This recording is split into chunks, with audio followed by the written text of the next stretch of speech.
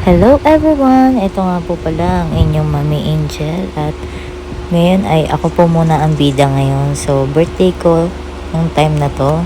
Gusto ko ng burnt bus cheesecake. So ayan, kinikream ko muna yung cream cheese tapos yung ano po yung nilagay ko, Greek yogurt. Tapos yan pong nilagay kong huli ay all-purpose cream. Yan, nalo-halo ko lang yan hanggang sa kuminis. Tapos yan, nilagyan ko ng cornstarch. Tapos, iyan yung harina. Yan, imimix ko lang yan hanggang maging smooth. Matagal ko na tong gustong i-bake. Birthday ko naman, kaya yan, pagbigyan ng sarili. Nung makinis na yung mixture ng cream cheese, sinet aside ko muna. Dito sa pang bowl, meron ako ditong 2 itlog. Tapos 3/4 cup ng sugar. And 1 tablespoon ng vanilla extract. Ayan, mimix ko lang yan hanggang sa mag-light yung color niya. At pag natunaw na yung asukal, okay na yun. Yan, katulad niyan.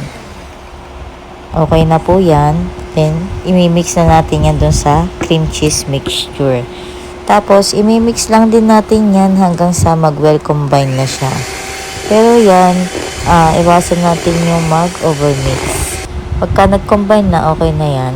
Tapos ayan, sinala ko lang para maging pino yung ating cheesecake.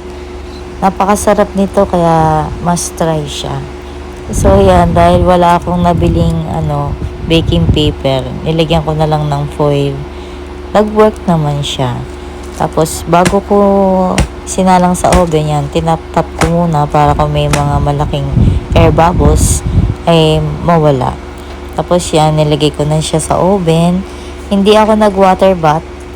Sinalang ko na siya ng diretso.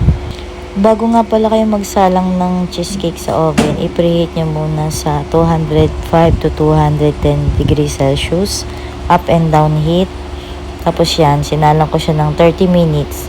After 30 minutes, ganyan siya, jiggly. Okay naman siya. Tapos, yung heat, after 30 minutes, i-transfer nyo lang ng top heat lang. Tapos, isalang nyo lang siya hanggang sa magkaroon siya ng burnt.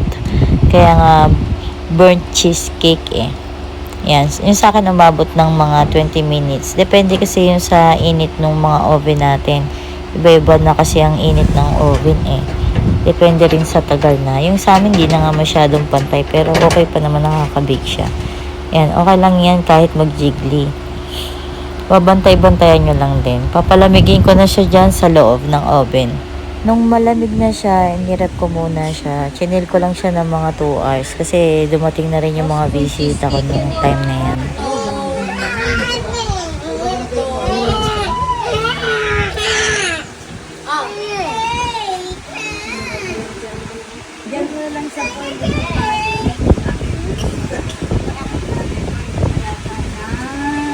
Ayan, dito tuloy pantay.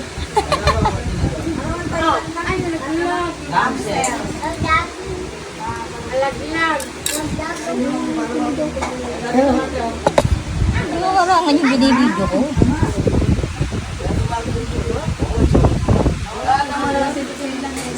Ay, huwag kang pilitin. Bawal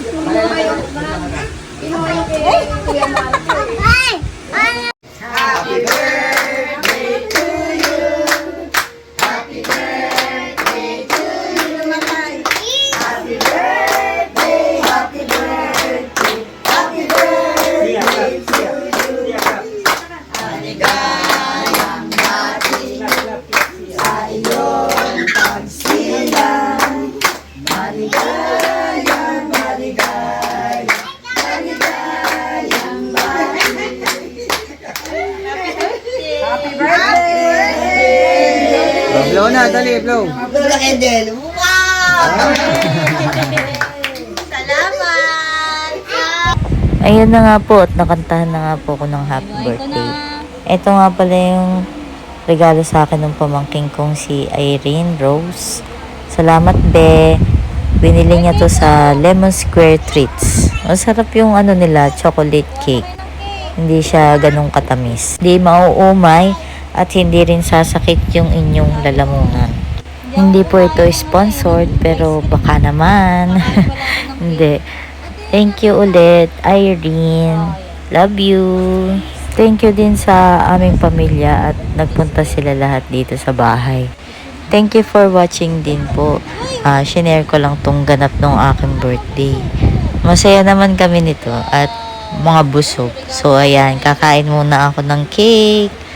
Thank you for watching, everybody. Kung gusto nyo pong umorder sa aming FB page, check nyo lang po yung aming FB page, Angel's Gift. Pwede po kayong umorder doon ng mga food bilao bundles. Dito po kami, ang location po namin ay dito sa Los Baños, Laguna. PM nyo lang po kami.